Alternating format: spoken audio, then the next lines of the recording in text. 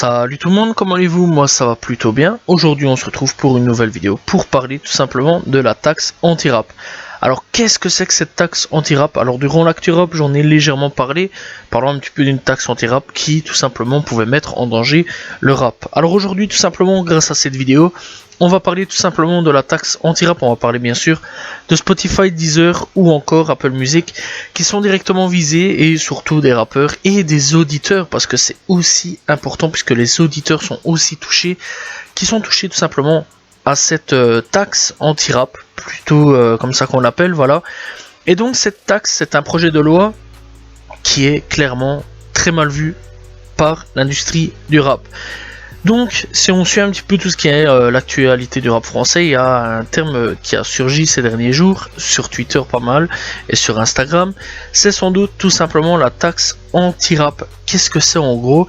Et donc, ça a été une idée lancée avant l'été déjà d'avance, une taxe sur le streaming musical pour permettre le financement du Centre National de la Musique, la CNM, et donc l'idée de c'est de réduire tout simplement le déficit budgétaire de cet organisme et de rapprocher son fonctionnement du Centre National du Cinéma, la CNC. Et donc rappelons que la CNM s'est très fortement endettée pendant la crise du Covid pour venir au soutien des entreprises liées à la musique impactées par la pandémie. L'idée de la ministre de la Culture, Rima Abdul Malak, et de taxer le streaming à hauteur de 1,5%.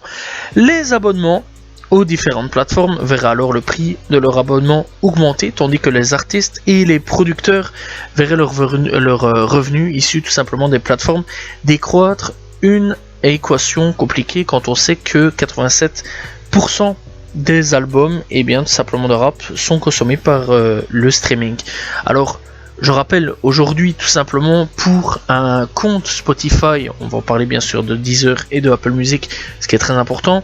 On est aujourd'hui pour un compte individuel à 9,99 €, donc voilà. On est à 12,99 € pour le pack duo. Pour le pack famille, on a 15,99 € et alors il y a un pack étudiant, ce qui est plutôt cool. Je ne connaissais absolument pas avant de faire des recherches bien sûr. À 4,99. Bref, il y a aussi une version gratuite, tout simplement sur PC. Je sais pas sur téléphone c'est disponible, où on peut utiliser tout simplement Spotify, Deezer, etc. Mais bien sûr, il faut tout simplement de la publicité. Donc voilà, et donc grâce en payant tout simplement, on n'a pas toutes ces publicités. Bref, sur Deezer, donc on a le Deezer donc Premium, qui est à 3 mois offert bien sûr, à 10,99 €. On est à 16 € pour le Deezer Family, 16,99 €. On est pour Apple à donc pour l'étudiant 5,99 €, 9,99 € pour l'individuel et le familial à 14,99 €. Alors je suis pas là pour faire les comparatifs etc. Mais imaginez déjà d'avance, déjà qu'on paye quelque part pour avoir un service de qualité qu'on a déjà d'avance, parce que je trouve quand même qu'on a quand même un très bon service à ce niveau-là. On paye pour avoir un service quand même, on paye déjà un certain prix, quand même 9 €, enfin 10 à 15 €, ce qui est quand même pour certains aujourd'hui cher, parce que bon, on connaît la crise à l'heure actuelle, on est dans une crise vraiment assez importante avec l'inflation. Donc voilà, donc clairement aujourd'hui les gens n'ont plus trop les moyens, ils se payent quand même un abonnement parce que bah voilà, c'est quand même leur petit plaisir, leur petit truc. Et aujourd'hui on va augmenter déjà d'avance avec cette taxe. Donc voilà, je parle plutôt de la France parce que bon, en Belgique on n'aura pas ce problème là. Nous cette taxe là n'existe pas. Du moins j'espère qu'elle va pas exister, mais en France c'est un énorme problème, donc on va appuyer sur ce coup là.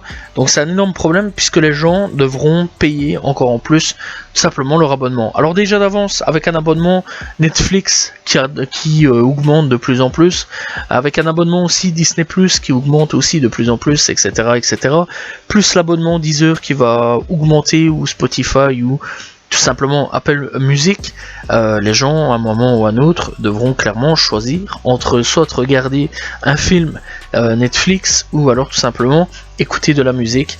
Ce qui clairement, je pense, le choix sera vite fait, plutôt aller checker la musique sur YouTube ou encore SoundCloud plutôt que d'aller checker la musique sur Spotify. Alors clairement d'avance, là à ce moment-là, vu que les gens vont se barrer parce que bah, c'est trop cher à cause de cette taxe, les rappeurs, quant à eux, ne seront moins payés puisque bah, les gens n'iront pas écouter leurs projets. Déjà d'avance que Spotify, etc. payent pas grand chose les rappeurs ou même chanteurs, etc.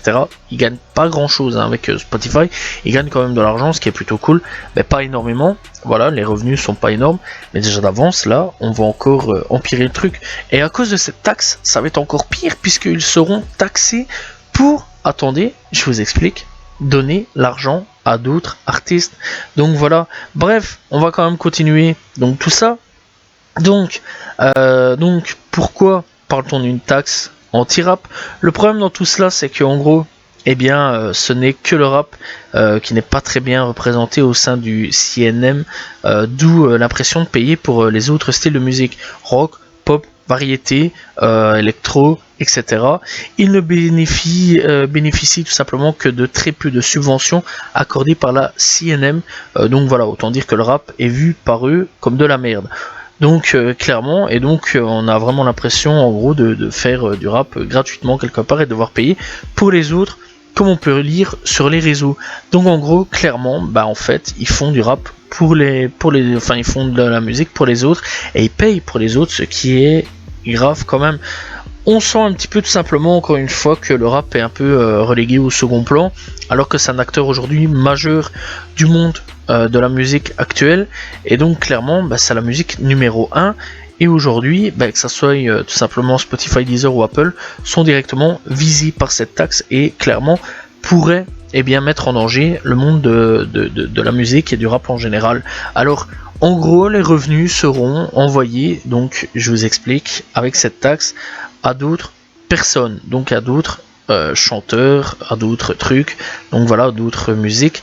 Donc voilà, encore une fois, le rock, le métal, le jazz, etc. Donc voilà, aujourd'hui tout ce genre de musique là est devenu des musiques, donc voilà, c'est plus les numéros 1, à l'époque c'était vraiment la variété, etc. À un moment il y a eu une grosse hype avec le métal dans les années 80-90, avec le rock même chose, maintenant c'est le rap qui est numéro 1, voilà, on vit un second âge d'or dans le rap. Le premier, je le rappelle, c'était dans les années 90 avec NTM, Mayhem, etc. Aujourd'hui on est vraiment dans un tout autre âge, depuis les années 2010 on est vraiment dans un gros âge d'or, donc dans le second âge d'or du rap jusqu'à aujourd'hui même encore, hein, voilà, donc on tient encore, on est toujours top 1 au niveau du rap, etc. Et clairement ça pourrait mettre en danger le rap sur énormément de choses, puisque bah, déjà d'avance, oui, le rap ne pourrait plus être forcément premier, puisque ce sont les jeunes qui consomment donc sur Spotify, Deezer, etc. Et donc à ce moment-là, ça pourrait mettre fin à tout ça. Je trouve quand même que c'est dégueulasse, ridicule. C'est une loi qui est complètement débile. Voilà, on va pas aller par quatre chemins, clairement pas. Et donc cette loi est là en gros pour essayer de tuer cette fois-ci le rap, on va pas se mentir. Et donc je comprends tout à fait aujourd'hui que des rappeurs tels que Niska ou autres tout simplement manifestent en mettant loi anti-rap, etc.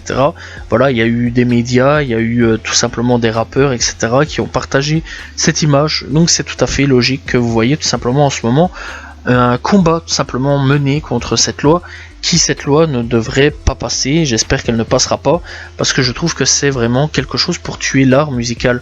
Aujourd'hui le rap est vraiment numéro 1, elle dérange de plus en plus, on le remarque de plus en plus qu'elle commence à déranger, et malheureusement elle pourrait disparaître à cause de cette loi. Enfin, je ne pense pas qu'elle disparaîtra, hein, ça c'est clair, net et précis. Mais c'est maintenant ou jamais tout simplement qu'il faut se battre, qu'il faut en parler, qu'il faut essayer aussi de résister, même vous en tant que consommateur, parce que même vous, vous êtes visé, je tiens quand même à le préciser, puisqu'encore une fois vos abonnements vont augmenter à cause de tout ça. Les plateformes de streaming n'auront pas le choix d'augmenter tout simplement les comptes, donc les abonnements Spotify, Deezer, ou alors encore une fois Apple Music, ou même les autres, hein, parce qu'il y a encore des autres plateformes de streaming, voilà, moins connues, mais qui sont là, qui existent et qui sont énormes, voilà, qui essayent de faire évoluer les choses. Donc voilà, après il y a des plateformes bien sûr gratuites telles que SoundCloud, mais on va pas se mentir, on va pas tous aller se réfugier non plus sur SoundCloud ou alors encore YouTube. Voilà, il y a des gens quand même qui payent un abonnement pour encore une fois écouter plein d'albums, plein de singles, etc.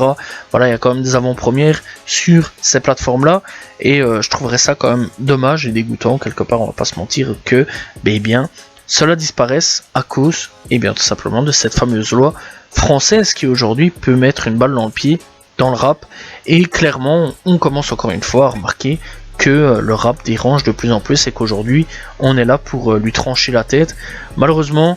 Et donc aujourd'hui c'est l'instant présent où maintenant il faut se battre et il faut faire élever ses voix tout simplement, et donc tous les rappeurs pour une fois j'espère rangent un petit peu leur haine et leur clash de côté, s'unissent tous ensemble pour combattre cette loi, où il faut battre cette loi tout simplement parce que c'est hyper important, encore une fois pour le consommateur, pour le rappeur, et encore une fois pour les maisons de disques et l'industrie, parce que là ça peut mettre en danger tout simplement l'industrie du rap, etc.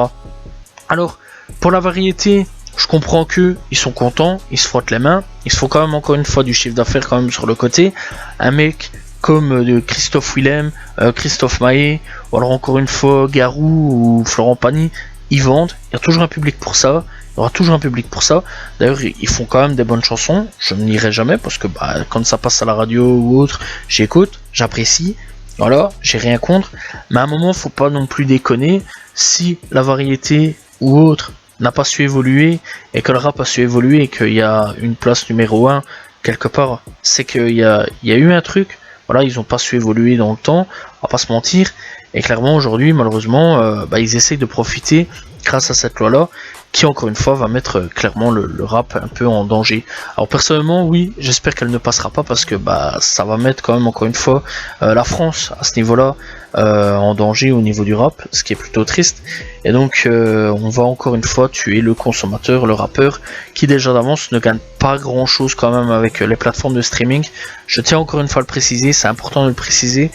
Voilà, ils gagnent leur argent plus en faisant des showcases ou alors des concerts que en faisant tout simplement des albums, en les mettant sur Spotify. C'est vraiment pour nous faire plaisir plus qu'autre chose.